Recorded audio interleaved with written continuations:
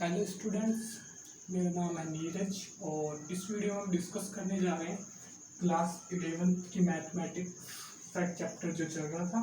Introduction exercise 1.1 का मैं करवा चुका था। तो आज 1.1 में जो क्वेश्चन है उनके सॉल्यूशंस को हम देखेंगे कि किस तरीके से उन क्वेश्चन को सॉल्व करना। जो क्वेश्चन फर्स्ट है काफ़ी कुछ लिखना पड़ेगा, उसमें टाइम वेस्ट होगा तो वो मैं नहीं करूँगा।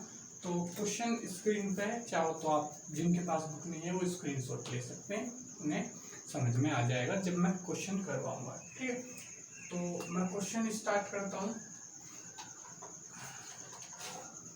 सबसे पहली बात क्या क्या दिया हुआ है क्वेश्चन में, क्योंकि मेरे पास बुक है, मैं से देख लूँगा और फोटो क्लिक करके साइड में लगा भी दूंगा कुछ देर पहले, तो आप उसमें से क्वेश्चन पढ़ सकते हैं स्क्रीनशॉट लेके, या क्वेश्चन नोट कर लेना जैसे भी आपकी इच्छा हो। अगर बुक है तो वेल एंड गुड। ठीक, तो क्वेश्चन नंबर 1 का मैं सॉल्यूशन यहाँ पे करने जा रहा हूँ।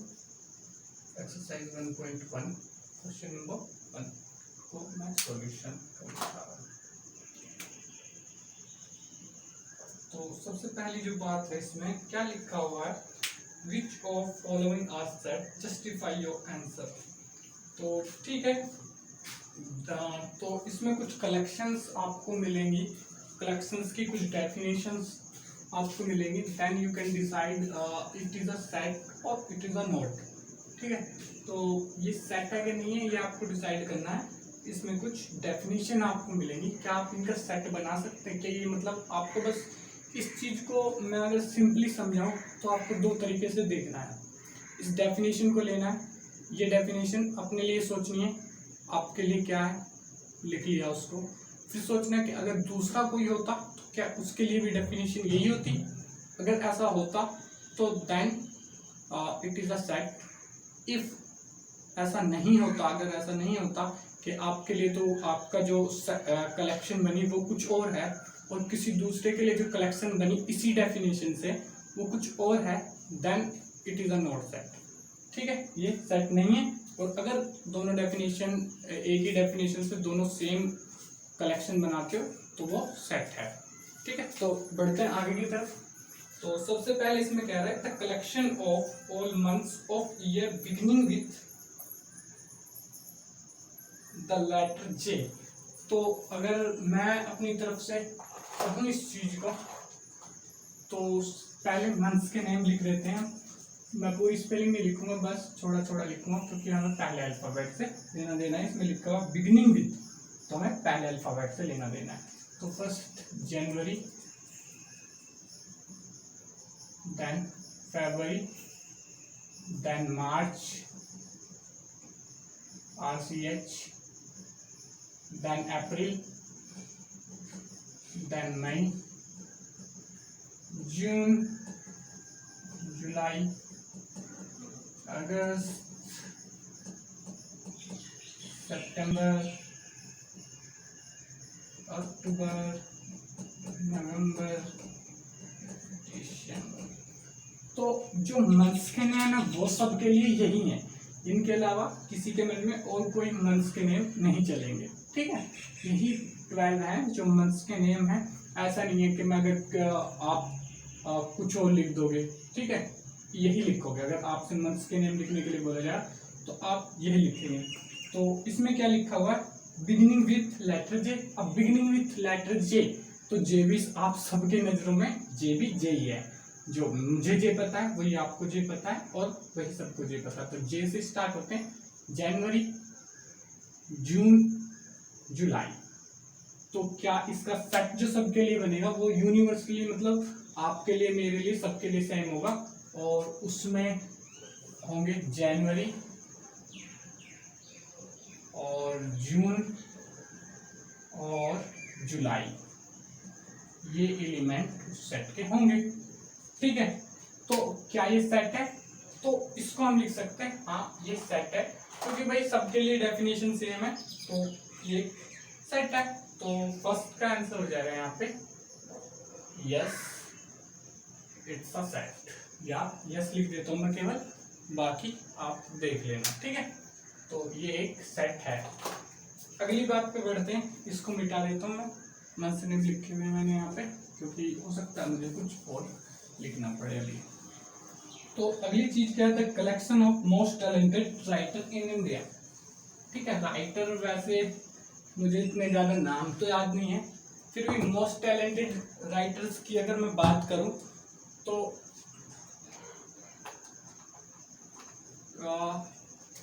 मुझे मुंशी प्रेमचंद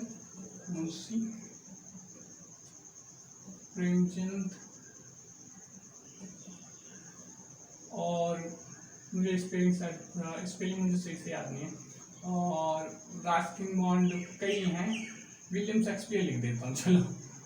तो विलियम शेक्सपियर, मुझे ये दो राइटर मुझे पसंद हैं। मुझे इंडिया लिखा है क्या, इंडिया, तो इसको भी मुझे हटाना पड़ेगा, विलियम शेक्सपियर को हम नहीं लिख सकते। तो मेरे को तो एक ही राइटर का नाम ध्यान है, वो है मुंशी प्रेमचंद।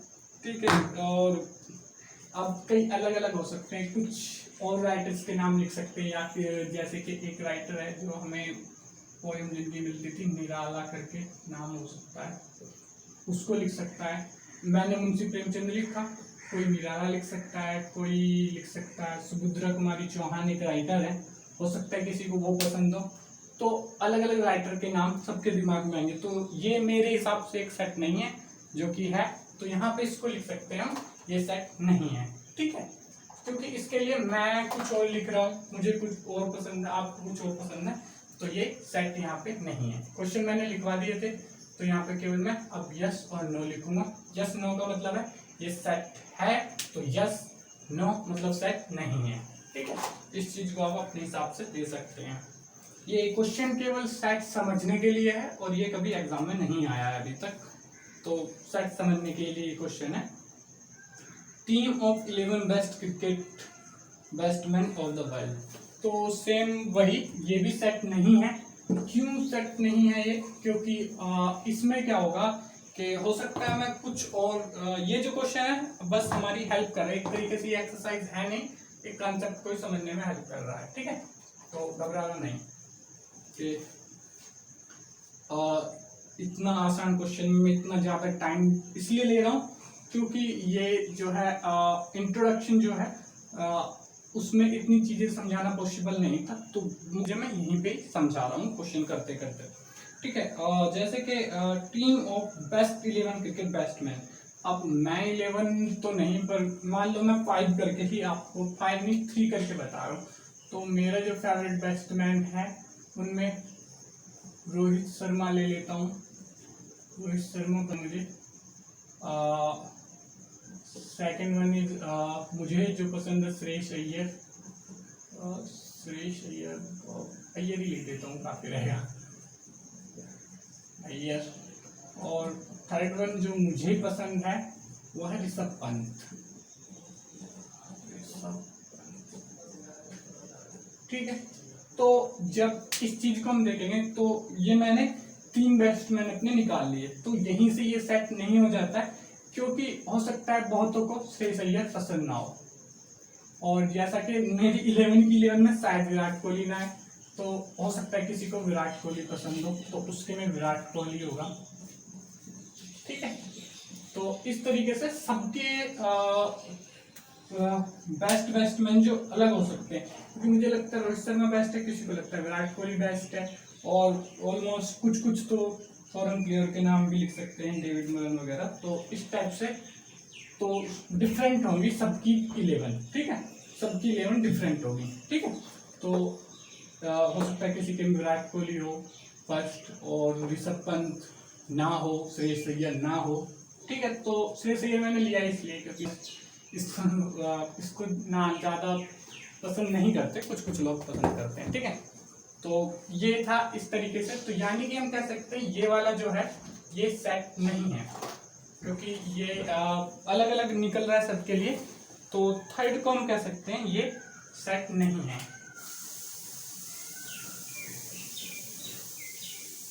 थर्ड को हम कह सकते हैं ये सेट नहीं है। तो अब देखते हैं फोर्थ में क्या लिखा, collection of the boy in your class.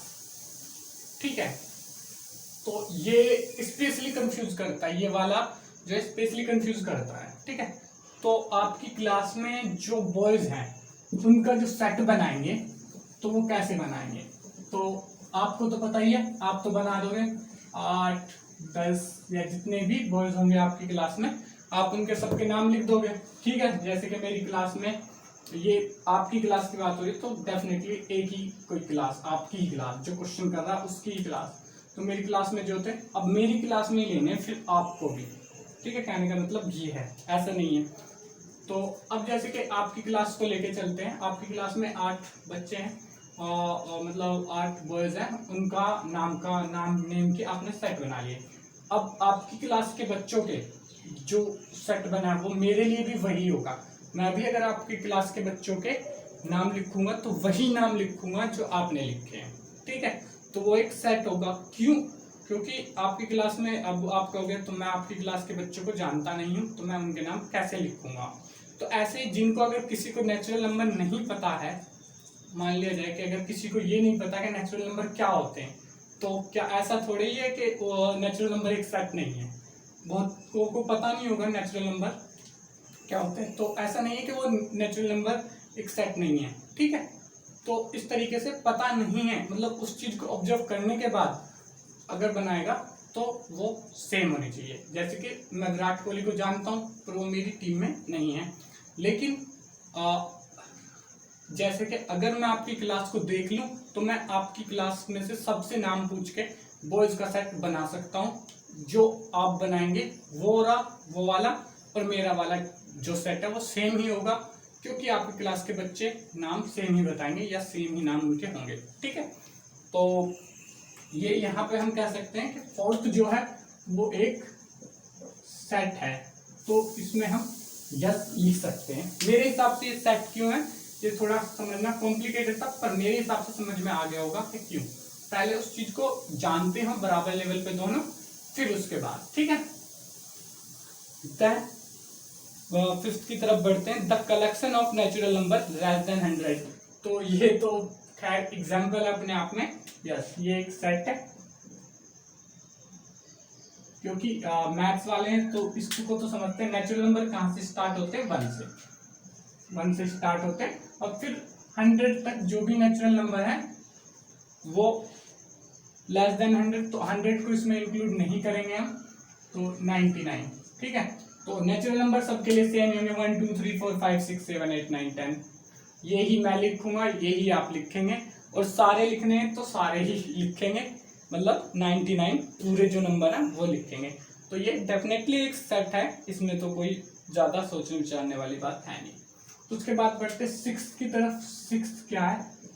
6 में कह रहा है a collection of novel written by writer Munshi Premchand. अब मुंशी प्रेमचंद की जो लिखी हुई हैं कविताएं, उनका जो होगा सेट सबके लिए एक ही होगा। तो मतलब अब ऐसा नहीं है कि टॉप 5 अगर इसी में यही कह देता कि collection of novel written by best novel written by Munshi Premchand, अगर बेस्ट शब्द यहाँ पे आ जाता तो ये एक सेट नहीं होता, क्योंकि बेस्ट सबके लिए अलग अलग है, बेस्ट 5 बेस्ट 6 ये सब के लिए अलग अलग है। पर अब वो कह रहा है सारी कलेक्शन निकालो जो मुंशी प्रेमचंद ने लिखे हैं। मान लो उन्होंने ऐसा हो सकता है उन्होंने थोड़े ज्यादा लिखे हों, तो वो 100 के आसपास नॉवल लिखे हैं उन्होंने, मान लो, मुझे नहीं पता कितने लिखे हैं, वैसे 100 के आसपास नॉवल लिखे हो, पर उनके जो 100 के 100 हैं वो आपको पता चलेंगे। ठीक है, आपको पता चलेंगे, तो आप भी वही लिखोगे, मैं भी वही लिखूंगा। अभी मुझे तो पता नहीं है कि 100 नॉवल में 100 नॉवल हैं, कितने नॉवल हैं उनके, ये मुझे पता नहीं है। तो पर अगर मैं उनके नाम लिखूंगा तो वही सेम नाम आप भी लिखोगे, क्योंकि वही उन्होंने लिखे हैं। ऐसा नहीं है कि आप सुविधा कुमारी चौहान के नॉवल लिख दोगे या किसी और राइटर के नॉवल लिख दोगे उसमें, उस सेट में। ठीक है, उस सेट में आप किसी और के नॉवल नहीं लिखोगे, और पूरे ही लिखने हैं, क्योंकि इसमें दिया हुआ है ऑल लिखा हुआ है। क्या है? The collection of novel written by, मतलब मुंशी प्रेमचंद के जितने हैं उतने ही आपको लिखने हैं। ऐसा नहीं कहा गया बेस्ट टॉप, ऐसा वाला कुछ वर्ड नहीं है। तो ये एक सेट है, तो ठीक है, ये एक यहाँ पे सेट है, ये सबके लिए सेम होगा, उनके पूरे नॉवल लिखने हैं। ठीक है, नॉवल के नाम याद करना चाहो तो आप गूगल से निकाल सकते हो। ठीक है, तो सेट एक तरीके से ये भी मान सकते हो गूगल पे जिसकी डिटेल सेम आए। ठीक है, बेस्ट सिंगर हर साइट अलग अलग देख ली, पर नेचुरल नंबर चाहे कहीं से भी पढ़ो आप वो सेम ही बताएंगे आपको, 1 2 3 4 5 6। बेस्ट सॉन्ग सर्च करोगे कोई कुछ बताएगा, कोई कुछ बताएगा, पर जो अगर नेचुरल नंबर या होल नंबर सर्च करोगे तो वो सब सेम ही बताएंगे। तो बढ़ते हैं आगे की तरफ, ये मैं समझा रहा हूँ तो इसलिए ये क्वेश्चन लेंथी हो रहा है। उसके बाद है 6 के बाद है 7th में क्या है एक बार पढ़ लेते हैं, the collection of all even integer. हाँ, ऑल ऑफ इवन इंटीजर सबके लिए वही होंगे, ऑल इवन इंटीजर मतलब -2 इस साइड इंफिनिटी तक। देखो एक बार बता देता हूँ मैं, नेगेटिव इवन इंटीजर तो 2 माइनस का, 2 पॉजिटिव का, और इधर इंफिनिटी तक 2 -4, इधर 4 आएगा, इधर -6, इधर 6, देन इधर भी इंफिनिटी तक। तो ये जो सेट बनेगा ये सबके लिए सेम ही बनेगा, चाहे 2-4 नंबर एक्स्ट्रा लिख सकते हैं यहाँ पे। अब जैसे कि 6 के बाद किसी ने -8 भी लिख दिया या उधर 6 के बाद 8 भी लिख दिया तो उससे कोई फर्क नहीं पड़ता, एट द एंड जाएगा ये इंफिनिटी तक ही, और इसमें ऑड नंबर्स नहीं आएंगे। तो ये सबके लिए इवन नंबर की डेफिनेशन जो वो सबके लिए एक है। तो हाँ, हम कह सकते हैं कि ये इवन नंबर सबके लिए सेम है। तो ये 7 था हमारा, जो कि होता है यस। तो यहाँ पे यस यस ही आ रहा है सब में। अब मेरे हिसाब से लास्ट बचा हुआ है the collection of question in this chapter. हाँ, अगर इस चैप्टर में क्वेश्चन की कलेक्शन बनाएंगे तो सबके क्वेश्चन वही होंगे जो मेरे होंगे, क्योंकि इस बुक में, वो भी कह रहा है इसी बुक में, जिस बुक में लिखे हुए मतलब इस बुक में ही, तो सबके लिए सेम होंगे। अगर बुक अलग होगी तब अलग हो सकते हैं, लेकिन अगर बुक यही है तो सेम ही क्वेश्चन सबको मिलेंगे। ठीक है, चाहे आप देखो या मैं देखूं, सबको वही सेम क्वेश्चन मिलेंगे। ठीक है, तो ये 8 हो जाता है यहाँ पे। यस, ठीक है। Then last one is a collection of most dangerous animal of the world. तो most dangerous animals of the world, इसको आपके लिए कोई और एनिमल डेंजरस लग सकते हैं। किसी को कुत्ते से डर लगता है, किसी को छिपकली से डर लगता है। छिपकली एक जानवर है क्योंकि 4 लेग्स है उसकी, ठीक है, तो उसको जानवर की कैटेगरी में रख सकते हैं। किसी को कुत्ते से, किसी को बिल्ली से, तो सबको अलग अलग एनिमल्स से डर लगता है। देन ये कोई सेट नहीं बनेगा क्योंकि ये सबके लिए अलग अलग होंगे। ठीक है, जैसे कि ये डेंजरस वर्ड इसमें आ गया है इस वजह से, मोस्ट डेंजरस। ठीक है, तो इस वजह से 9th में हम कह सकते हैं कि ये सेट नहीं है। ठीक है, तो ये था क्वेश्चन नंबर 1। तो अब सेकंड नंबर का क्वेश्चन भी इसी में कराऊं। नंबर का क्वेश्चन मैं अभी रहने देता हूं। तो उससे पहले सेकंड नंबर के क्वेश्चन पे हम जाएं, उससे पहले इसको अगले वीडियो में डिस्कस करेंगे क्वेश्चन नंबर 2 को। उससे पहले एक चीज जो मुझे डिस्कस करनी है वो मैं डिस्कस कर लेता हूँ, जो कि सेकंड नंबर के क्वेश्चन में ही यूज होनी है। क्योंकि जैसा मैंने कहा था कि अगर कोई चीज मुझसे छूट रही है या मुझे लग रहा है मैंने इतना एक्सप्लेन नहीं किया, तो उसको मैं क्वेश्चन के साथ बताता रहूंगा। तो एक साइन है, जस्ट कोई बड़ी बात नहीं है। ये जो साइन है इसको कहते हैं एप्सिलॉन।